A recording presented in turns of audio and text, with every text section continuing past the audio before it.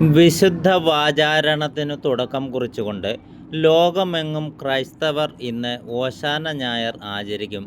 സംസ്ഥാനത്തെ വിവിധ ദേവാലയങ്ങളിൽ പ്രത്യേകം തിരുകർമ്മങ്ങൾ നടക്കും. വിശ്വാസികൾ സമൂഹം നഗരവീഥികളിലും ദേവാലയങ്ങളിലും കുരുത്തോല പ്രദക്ഷിണം നടത്തും.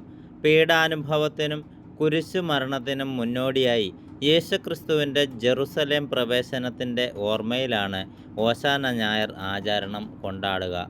ഓശാന ഞായറാഴ്ച ശുശ്രൂഷകൾക്ക് തുടക്കമിട്ട് ഓസ്ട്രേലിയയിലെ ക്രൈസ്തവ ദേവാലയങ്ങളും ഓസ്ട്രേലിയൻ പ്രവാസി മലയാളികളും ദേവാലയങ്ങളിലും ശുശ്രൂഷകൾ നടന്നു വരാറുണ്ട്. Gold Coast Saint Gregorios Orthodox ദേവാലയത്തിൽ നടന്ന ഓശാന ശുശ്രൂഷകൾക്ക് കുന്നംകുളം ഭദ്രാസന മെത്രാപ്പോലീത്ത ഡോ. ഗീവർഗീസ് മാർ ലൂയിസോസ് നേതൃത്വം നൽകിയത്രേ.